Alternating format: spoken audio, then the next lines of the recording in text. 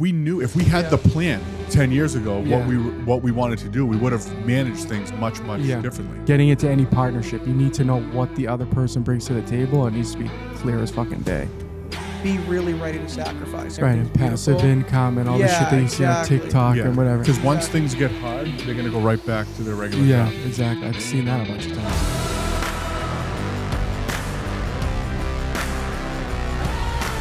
Welcome to Behind the Rise podcast, hosted by the Perrina Brothers. My name is Angelo, and I'm joined by my brothers and business partners, Lucio, Valentino, and Romeo. On this show, we will speak to successful local, national, and global entrepreneurs, as well as discuss lessons we've learned in our 15-year career building a 9-figure organization. We're in the middle of our journey now and want you to share with you all the wins, losses, and lessons learned behind the rise. So, threw the Romeo thing in there. That was He's good? a piece. He's a piece, low key. He has All his right. own little fan base. So today's episode, we're going to do a little bit, we're going to try out a new format called Q&A.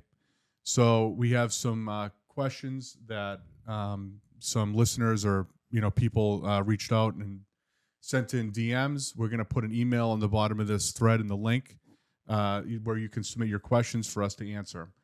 Before we get started, I just wanted to remind everybody, if you could please share this podcast, if you get value out of it. Tell a friend, share it on your social, do whatever you can to help grow this podcast. And if you don't mind, if you liked it, rate us on Apple Podcasts. So, or wherever else things are getting rated. I think that's Shopify. I mean, not Yeah, who the hell- Spotify. Yeah, however that works. So, we're going to get right into it? Yeah, let's do it. Okay. Let's, hold on. Before we start, let's note Tino's tan. 10 days in Florida. Yeah. Random tattoo. Tino came back with the tattoo of the beach. Can we get a close-up on the tattoo? He's got the thighs out. Hold it up. There we go.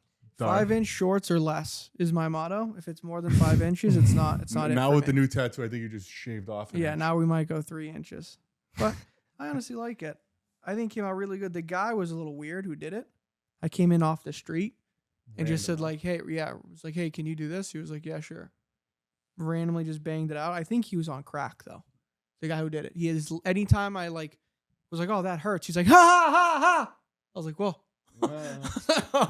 Yeah, no more conversation with this guy. No, it came out good and I like it. I dig it. It's Do you want- questionable. Questionable. The wave is questionable. The what? Palm No. trees look decent.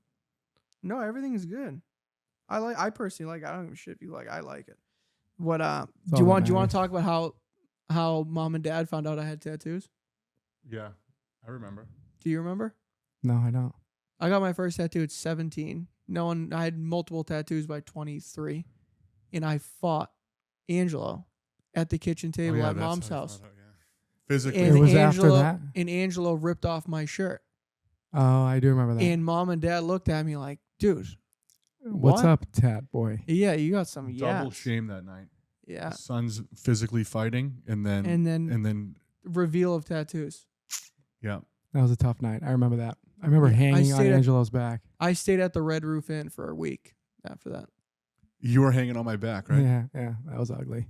Anyway, go ahead. All right. So first question, we got Costa behind the mic here. All right. The first question is, how do you manage the three-brother relationship and business?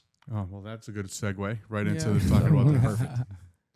From a youngest brother standpoint, I think you need to understand the hierarchy of it all, right? Like my opinion matters, Lucio opinion, Angel opinion matters, but at the end of the day, I have to bend the knee to Angelo and Luch because they have more experience than I do.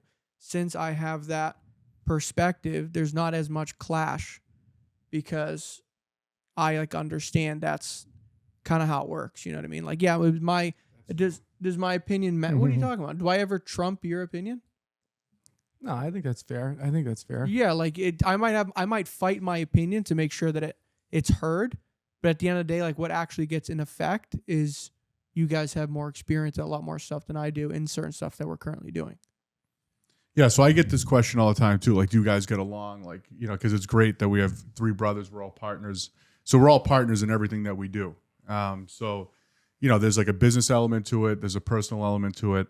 I tell people all the time that I love it. I think it's absolutely great. As much as sometimes we bicker and fight about stuff, but like we're always heading in the same direction.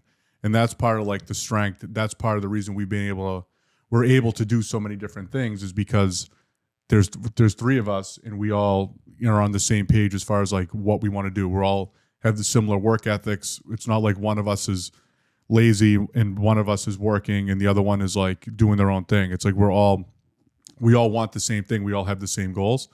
So, but there is like a dynamic of, like each one of us has their own strengths. So they say like in a good partnership, like one person should be really like analytical or whatever. One person should be more like operations or more like talkative. So there's not like so much clashing. So each one of our personalities are different enough in the way where it kind of all works together as one. So I don't know, Lucio, you want to elaborate on that? No, I think that's the whole key is that we're so different and that it's always been that way from day one. So like our skill sets are completely different. I think we use it really well depending on like where we are. Like 5 years ago, all three of us were doing different things, but we all collaboratively make the right decisions of where each of our skill sets should be used at that time. You know what I mean? Yeah. So like, if there's a need, we need to do some recruiting at the solar company. Okay, let's shift things around. Tino, you take this. Angelo, you take this. I'll backfill here. Like there's no egos involved because we all know that whatever the best move is for like the whole company, everyone's always down to do that and we never question it. The only thing that's like not like perfect, it's like if one person's running this company, the other one's running this company, the other one's running that company. It's not. A lot of people have asked me that, like, is that how, like, do you do the restaurants? Does he do new trade? Right. Does he do, solar or whatever, the real estate?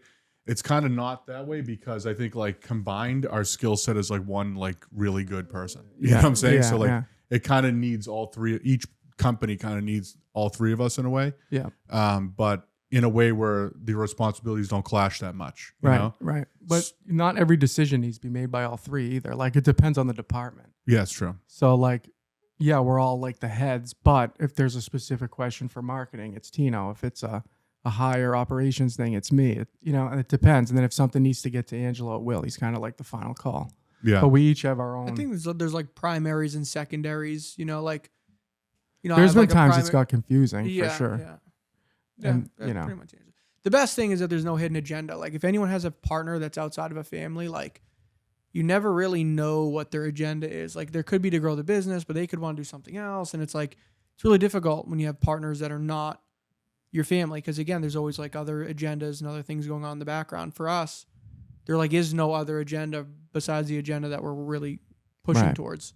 So that helps a lot. There's no like secrets and shit. Yeah. I think you said it though in the beginning, like the key to any good partnership is you can't all be good at the same thing. So like, I think early on, people are always, it's an attractive thing to be like, oh, me and my friend have the same, we're inspired by the same things. We both want to get rich. We both want to do a business together, but you guys have the same skill set. Right. That's not a compatible match for a partnership. Long term. No. Long term, it's not. Like after, you guys are just going to be following each other around doing the same things. Like you need to have very specific roles. Like if you're going to be the numbers guy, I'll be the guy in the field or whatever it is. It needs to be clear cut lines of who's doing what the roles are. That would be my recommendation for getting into any partnership. You need to know what the other person brings to the table. It needs to be clear as fucking day.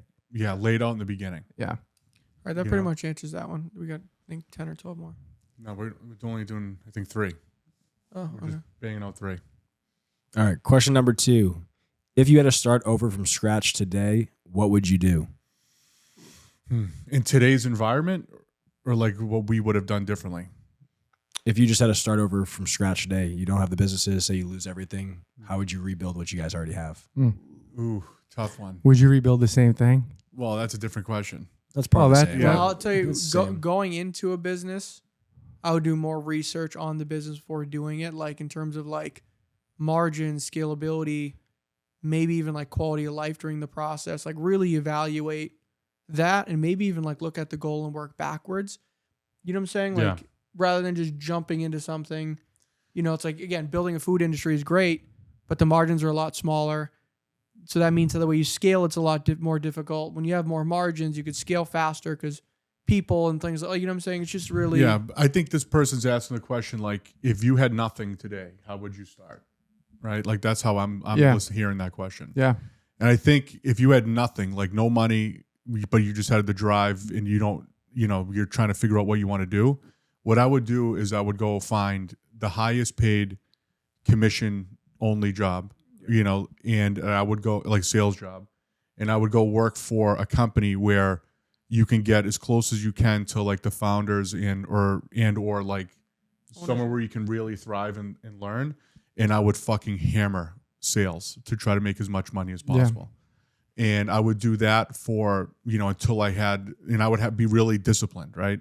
I would live small. I would keep my expenses low, and I would try to make as much money as possible in commissions and bank as much as possible until I had enough money to start whatever business I wanted to start. Yeah. Hopefully in the same industry in which you were just learning, Right. But if it was just like you want to make as much money so you can get into real estate or like start making like other investments, I would go into a commission job where you have to bet on yourself, to make that money. Yeah. Yeah. I mean, I would look at, like the thermostat of like what's going on, like, what does the next 10 years look like? Like, what are the trends in the market? You know what I mean? And try and find the business that has the highest margins, right? Yeah. That seems to be a trend here. Right. The easiest to scale. Yeah. And the fastest to exit, right? Because if you need to catch up fast, you would try and find a business that, I can get this business from X amount of sales to this many sales. I can do it in 5 years. Having the end goal in mind is something huge. That was my thing. Like, going into it, if you're going to grow, scale, and exit, that's one thing. If you're going to grow, cash flow, take money out, live on your distributions, that's a completely different model. Yeah. And a completely different strategy in like how you go about structuring it, how you have employees, comps. I mean, it's everything, knowing that beforehand going into it is the key. Right. That's something that I just learned like really recently from my mentor, Eric Spofford. I'm in his mastermind group, and he talks about that all the time. Right. The exit for us was always like a distant thing. It was always the end goal, but it wasn't like the thing that we're chasing, like hot on it. You exactly. know what I mean? So it's like if you know when you're about to start the company, like what your goal is at the end. Yeah, exactly. And exactly what you need to get there. You know what he was telling me the other day? That HVAC companies, right, they trade, like if you sell that company at a 14 times EBITDA. What? Yeah. I don't know why that particular industry. I haven't looked into it. But, right. That's the research I would do. But if I'm an HVAC guy, right? Like if you're just got out of school, you went to the Volk, whatever, you're interning somewhere, apprenticing somewhere to become a HVAC guy, and you want to go on your own. Yeah. Don't just go on your own to get like side jobs and make some extra. Create and just another job for yourself. All you're doing is creating a high paid job. Right. Have the plan to say, okay, I need to scale to this many crews. Okay. I need to get this many jobs, and get your ass off the field as fast as possible so you can sell the jobs. Right. The second you start, it should be anything that you're doing, you're creating a process, delegating, creating a process, delegating, right. creating a process, and staffing delegating. up right away in the short term, because chances are when you're going to start a company, you're going to be young enough where you don't have all these big, kids in college, fucking bills, all this mortgage. shit. You want to, if you're young enough to do it, scale up. So you're staffing up, you make enough to survive, and you're doing that for the reason that if you get to this many jobs a month with this many customers, with this much EBITDA, which is earnings before interest, taxes, ball hair, taxes and depreciation, right? Yeah. So once if like, okay, it's worth 14 times that number. If I can get this thing to be making $1 million a year, by doing this many things, it's worth $14 million. Right. And the better the margins are in the business, that's why you go on Shark Tank. The first thing they want to know is the margins. Right. If your margins are there, that whole scalability and growing process just happens that much faster because you have the money to do it. If you're going on a business that, 5% margins, 10% margins, that's when people start considering raising money. So you could speed up the process, but then the company becomes unhealthy. Right. Well, if you have good margins, a mistake a lot of people founders make, if you don't have that end goal in mind, is they suck up all the margins themselves. they'll buy nice cars, nice house, boat, all the toys, Right. right? And then they're not able to reinvest into Right. another crew or another layer of management Right. or more Which things that you can you delegate. wouldn't do that if you had your eyes set on the target of Exactly. an exit in a certain amount of years. You know that you need that money for that thing. That's the whole. It's almost like key. reverse engineering the Yeah. goal. Right. You People gotta- think, like the misconception is like, oh, a company like that only has value if it's like a tech company or an app Yeah. or something like that. But trades, like tradesmen, like plumbers, electricians, if you do it right, HVAC guys, if you do it right and you have that and you run it like a business, not just like a high paying job. Right. If you want to just be an HVAC guy, go work for another company, you can make probably like $120,000, $150,000 a year Right. working for Probably somebody. more. But if you're doing it for yourself, you might make like 20, 30% more if you're really good, Right. and you're doing all the work yourself. But if you take the hit, you set your salary at a certain amount of money, Yeah. that's way less than that, and you have the conscious decision and like the strategy to scale up, get more crews, delegate, like you said, and you're just out there getting the jobs, you're going to get to your end goal much, much faster, and Yeah. you're going to create a ton of value very quickly. Yeah. Step one: get your ass out of the business, out of being in the business, out of being in the day to day. You know And what I work mean? on the business. Yeah, because you can't do anything if you're in it. You just Exactly. can't. Exactly. Yeah. So short-term sacrifice, long-term gain. This is kind of a follow-up question to that one, but if you were just starting out, should you start your own business or should you go work for someone first? I mean, it depends. It really depends. Like What's the business? what's your, do you have the financials to back yourself up in case shit hits the fan if you start on your own?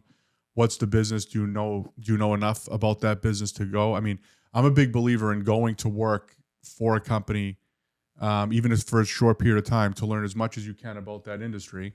One, you decide if you love it, and two, you decide, is this something I want to do? And three, by learning, if it's either you got to learn from someone while like working next to them doing it, or you got to get a mentor or join a mastermind or something that is specific to, that industry, because you can cut out a lot of time and a lot of mistakes by learning from people who've done it before. I wish that I met Eric at Spofford, 10 years ago. If we had met him 10 years ago Yeah. and had the mentality that we do now 10 years ago, We'd be we'd be more ahead. light years ahead. Yeah, maybe not 10 years ago, because I still think your 20s, you need to find out what it is that you like to do, because if you have all that information, you know exactly. Yeah, but some people. Yeah, but dude, if we had Yeah. the plan 10 years ago, Yeah. what we wanted to do, we would have managed things much Yeah. differently. It's true. It's true. We would have managed things way differently, and we would be light years ahead of where we are right now. Found better people faster, and yeah, I agree. Exactly. Instead of just trying to survive every day and survive every week and just get by, you'd make the Right. conscious to Right. put systems in place, to put Right. the right things We were in always place. progressing, but in a slow and steady, more of like a marathon style Right. fashion. Yeah, know? exactly. And we were always trying to, because we didn't know. Which is good. Again, depends Right. your goal. Like mom, for example, right? She is a marathon person. She's just gonna, she'll make what she makes. She does what she does. She doesn't want to grow. She little by little, Mhm. and she lives comfortable, and that's what her thing is. Right. But if your goal is to be really independent and, do what our goal is, you have to structure shit different. Yeah, exactly. It's a different, but if you know that in the very beginning, Right. then it changes everything. Especially the speed of it. Exactly.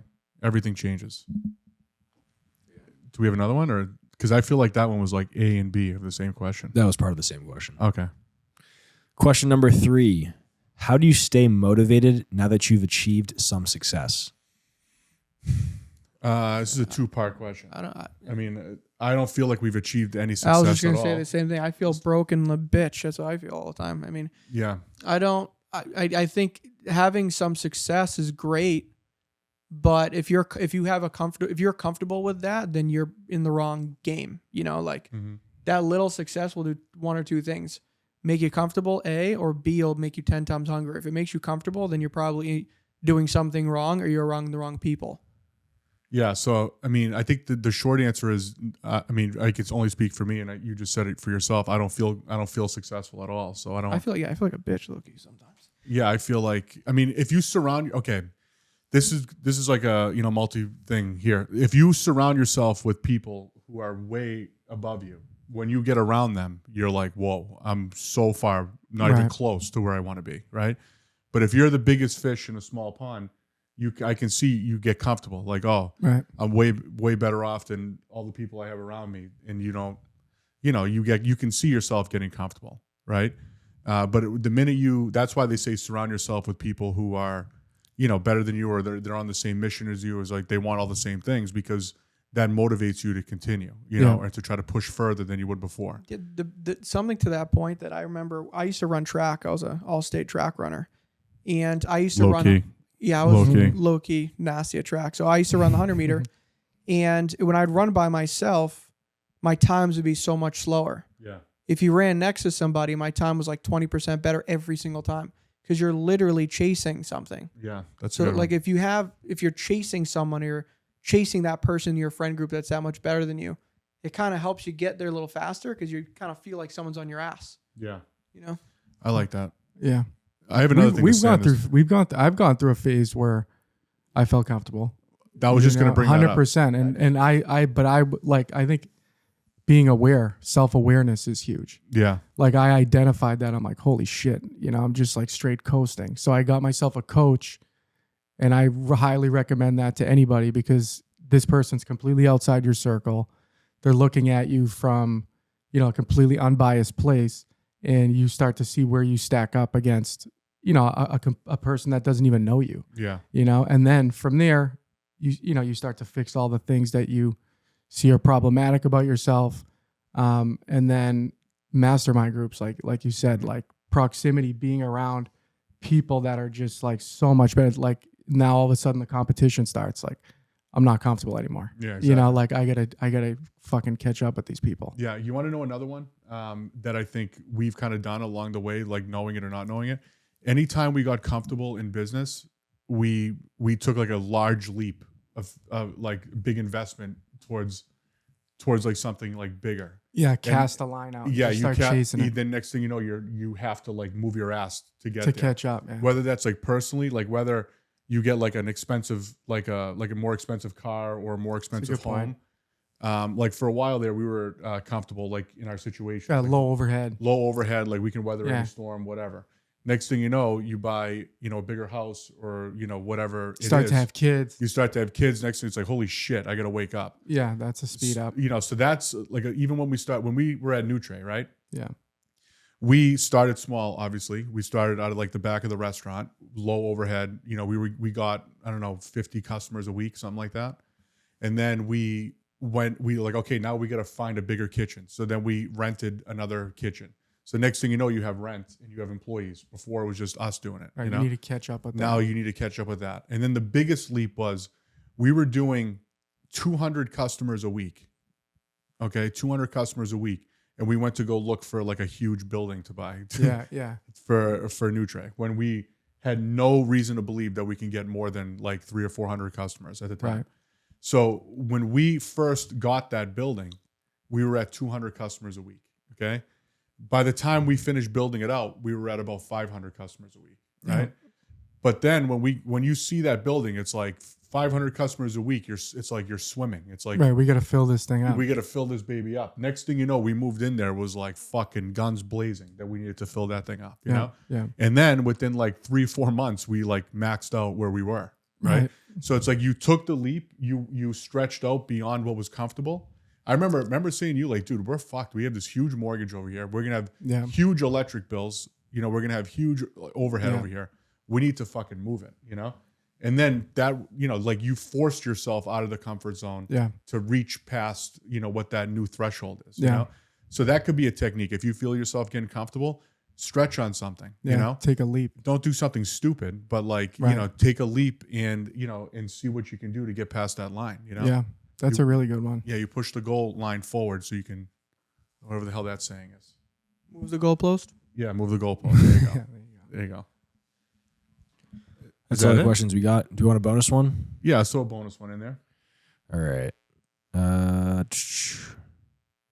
If someone who is a young person, let's say out of college, out of high school, and wants to get into personal development, wants to become an entrepreneur, what is the advice you would give them?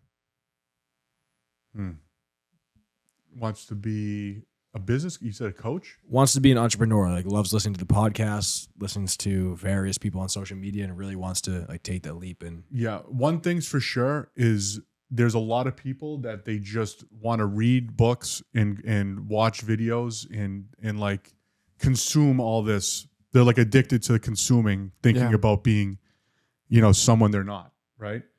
Or they're not yet. So my advice is just fucking start doing it, and then you figure it out, because you're never going to get to a point where you read every single book, you learned everything about the industry. Right. Now I'm ready. It's not how it works. You have to start somewhere. Right. So even if it's starting, like you're working a regular job and you're starting something on the side, until there's enough income to replace you getting out of the business, which we've heard as a common theme from a lot of the entrepreneurs we've talked to on the show. Yep. But I could tell you one way not to do it is just to read books, consume podcasts, consume information, and just not doing anything. Right. Then you feel like and you're just like waiting for this like perfect moment of like shit to happen and like come together, which it never comes. Exactly. You just gotta fucking. I would also prime yourself of start to be really ready to sacrifice, because some people say like, yeah, I want a business, but they really don't really are ready to sacrifice. You just want for the it. money, basically. Yeah, like you have to be able to sacrifice and be like, those weekends I'm not going to go out, or I can't do that vacation, or I can't go to that wedding, or you have to really understand what it means to own a business and be ready to sacrifice. If you go into it thinking that there is no sacrifice and it's just sunshine and everything's and passive beautiful, income and all the shit that you see on TikTok and whatever. Because once things get hard, they're going to go right back to their regular job. Yeah, exactly. I've seen that a bunch of times too. Yeah, I have a friend right now. It's the same thing. It's a slow month. I'm going to think about taking another job. Pussy. Once it slows down, you got to double down. That's their time to. That's like when the winners start to come out. They start to come out with new ideas. They pivot and they make more. Right. Especially when you're living at your parents' house, your expenses are low. That's the time that you could take those chances. Exactly. I can't tell you how many times that we wanted to quit when we were on our way up, like 7-8 years of just misery. Yeah. And it's like once you make it past, I don't know what, there was like a meme or something. It shows like a guy like digging through a tunnel. Yeah. And he's like 3 inches away from like busting out, and he turned around and walked home. Right. You hear that a lot, that people quit too early. Right. The only way you can fail is if you quit. Right. If you think about it, the only way you're done. Exactly. Is if you throw in the towel. Die, right. Exactly. If you keep going, whether you reach the success you want to or not, you didn't fucking lose. Yeah. It's the minute you quit or you die, that's when you're done. Until that point, it's on you not to quit. Yeah.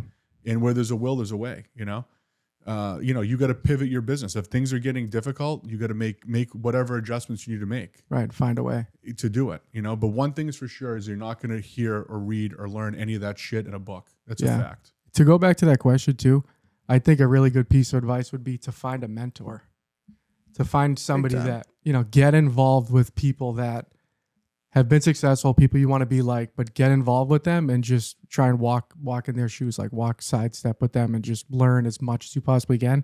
Provide value to those people. That's the key. That's the key right there. Provide value. Don't ask for anything in return, and then you'll just find. Exactly. You'll find your way. If you do that, you'll expedite like 5 years of heartache.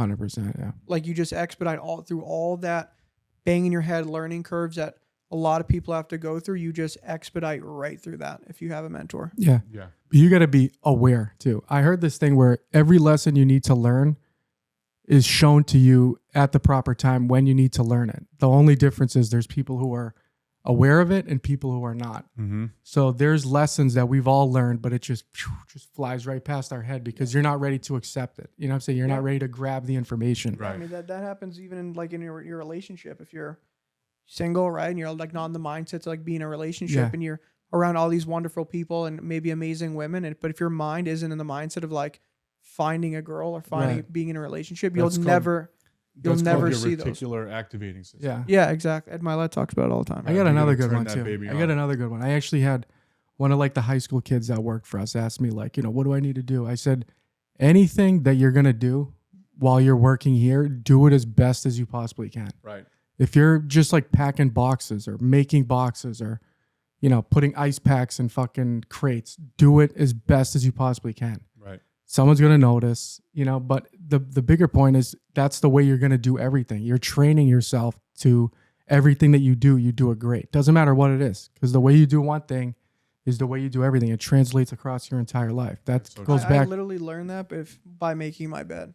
Yeah, good. And I Making your literally bed. started with that. I didn't make my bed for years, my whole life, really. Yeah. And I started like 7 months ago to do it religiously. And I truly believe that if you procrastinate or half-assed, or even if you drop something on the ground and don't pick it up to throw it away, like little shit Yeah, like that, that's subconsciously.